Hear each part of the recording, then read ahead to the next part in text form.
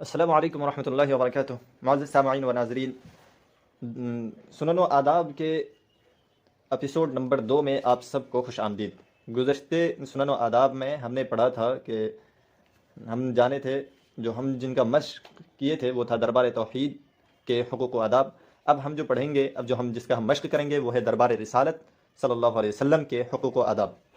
تو اس میں کچھ 11 حقوق ہم نے جمع کیے ہوئے ہیں، یا ہم کو جو موصول ہوا ہے وہ حقوق و آداب 11 ہیں، اور انشاءاللہ ہم کوشش کریں گے کہ ان 11 کے دلیل بھی آپ کے سامنے پیش کریں۔ تو چلیے اب شروع کرتے ہیں بغیر تاخیر کے۔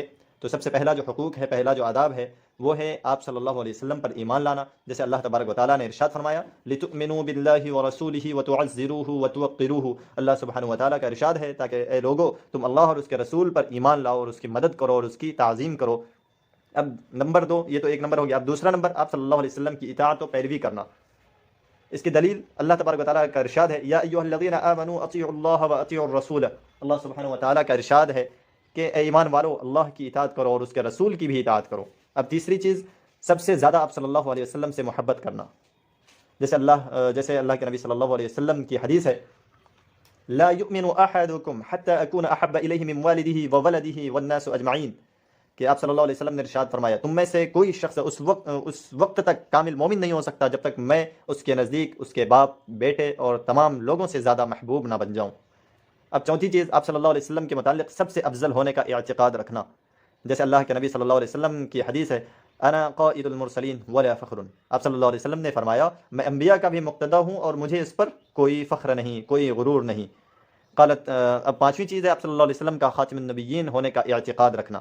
جیسے اللہ تبارک و تعالیٰ کا ارشاد ہے ما كان محمد ابا احد من رجالکم ولکن رسول اللہ وخاتم النبیین۔ اللہ سبحانہ و تعالیٰ کا ارشاد ہے مسلمانوں محمد صلی اللہ علیہ وسلم تم مردوں میں سے کسی کے باپ نہیں ہیں، لیکن وہ اللہ کے رسول ہیں اور تمام نبیوں میں سب سے آخری نبی ہیں۔ اب چھٹا نمبر، آپ صلی اللہ علیہ وسلم کے متعلق معصوم و بے گناہ ہونے کا یقین رکھنا۔ یہ 6 نمبر کی بات، یعنی چھٹے نمبر میں جو بات ہے وہ آپ صلی اللہ علیہ وسلم کے متعلق معصوم و بے گناہ ہونے کا یقین کرنا ہے۔ جیسے اس کی دلیل کہ الانبیاء علیہم السلام کلہم منزہون عن الصغائر والکبائر والکفر والقبائح، یعنی قبل النبوہ وبعدها۔ انبیاء جو ہے نبوت سے پہلے اور اس کے بعد بھی کفر اور قبائح اور کبائر اور صغائر سے پاک ہوتے ہیں۔ تو یہ چھٹا نمبر تھا۔ اب 7واں نمبر، آپ صلی اللہ علیہ وسلم کی ادنا مخالفت سے بھی اپنے آپ کو بچانا۔ 7واں نمبر، آپ صلی اللہ علیہ وسلم کی ادنا مخالفت سے بھی اپنے آپ کو بچانا۔ اس کی دلیل اللہ تبارک و تعالیٰ کا ارشاد ہے ومن یشاقق الرسول من بعد ما تبین له الهدى ويتبع غیر سبیل المؤمنین نوله ما تولى ونصله جہنم وساءت مصیرا۔ اللہ سبحانہ و تعالیٰ کا ارشاد ہے اور جو شخص اپنے سامنے ہدایت واضح ہونے کے بعد بھی رسول کی مخالفت کرے اور مومنوں کے راستے کے سوا کسی اور راستے کی پیروی کرے، اس کو ہم اسی راہ کے حوالے کر دیں گے جو اس نے خود اپنائی ہے، اور اسے دوزخ میں جھونکیں گے اور وہ بہت برا ٹھکانہ ہے۔ یہ ہمارا 7واں نمبر تھا۔ 8واں نمبر، آپ صلی اللہ علیہ وسلم کی محبت میں غلو، یعنی اللہ سبحانہ و تعالیٰ کے ساتھ مخصوص صفات کو آپ صلی اللہ علیہ وسلم کے لیے ثابت ماننے سے بچنا، یعنی غلو سے بچنا۔ اب غلو 8ویں نمبر، اس کی دلیل نبی کریم صلی اللہ علیہ وسلم نے ارشاد فرمایا، میں اس کا ترجمہ، حدیث کا ترجمہ پیش کرتا ہوں کہ آپ صلی اللہ علیہ وسلم نے فرمایا میری مبالغہ آمیز تعریف مت کرو جیسے عیسائیوں نے عیسیٰ علیہ السلام کی مبالغہ آمیز تعریف کی ہے۔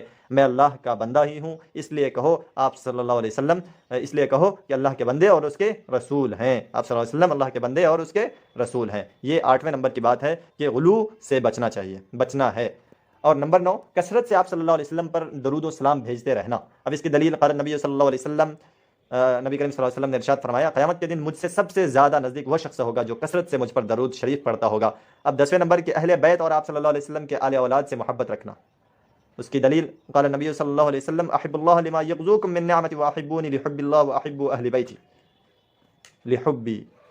آپ صلی اللہ علیہ وسلم نے ارشاد فرمایا کہ اللہ سے محبت کرو کیونکہ وہ تمہیں نعمتوں کی غذا عطا کرتا ہے، اور اللہ سے محبت کی وجہ سے مجھ سے محبت کرو، اور میری محبت کی وجہ سے میرے گھر والوں سے محبت کرو۔ یہ 10ویں نمبر کی بات تھی۔ اب 11واں نمبر، صحابہ رضی اللہ عنہم اجمعین سے محبت رکھنا۔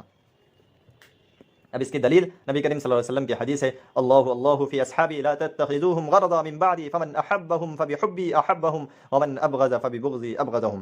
کہ آپ صلی اللہ علیہ وسلم نے ارشاد فرمایا میرے صحابہ کے معاملے میں اللہ سے ڈرو، اللہ سے ڈرو، میرے بعد ان کو اپنی اغراض کا نشان یعنی تعن نہ بنانا۔ جو شخص ان سے محبت کرتا ہے میری محبت کی وجہ سے ان سے محبت کرتا ہے، اور جو ان سے دشمنی رکھتا ہے مجھ سے دشمنی کے سبب ان کو دشمن رکھتا ہے۔ یعنی جو اللہ سے، جو جس نے صحابہ سے محبت کی اس نے نبی کریم صلی اللہ علیہ وسلم سے محبت کی، اور جس نے صحابہ سے دشمنی رکھی یعنی کہ اس نے نبی کریم صلی اللہ علیہ وسلم سے دشمنی رکھی۔ تو یہ تھے ہمارے 11 جو ہے کہ دربار رسالت کے حقوق و آداب۔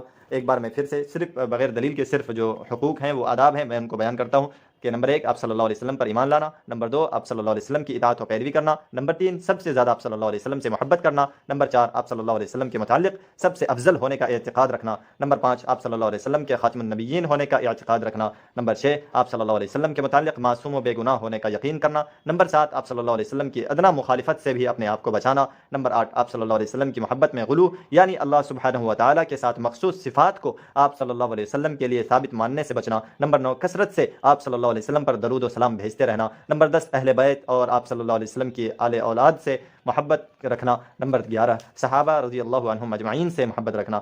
یہ تھے 10 دربار رسالت کے حقوق و آداب۔ تو امید کرتا ہوں کہ یہ ویڈیو آپ سب کو پسند آئے گا۔ تو آج کے لیے بس اتنا ہی، پھر ملتے ہیں اگلے ایپیسوڈ میں، اگلے آداب میں، اگلے حقوق میں، اگلے سنن و آداب کے اگلے ایپیسوڈ میں۔ تب تک کے لیے خدا حافظ، السلام علیکم۔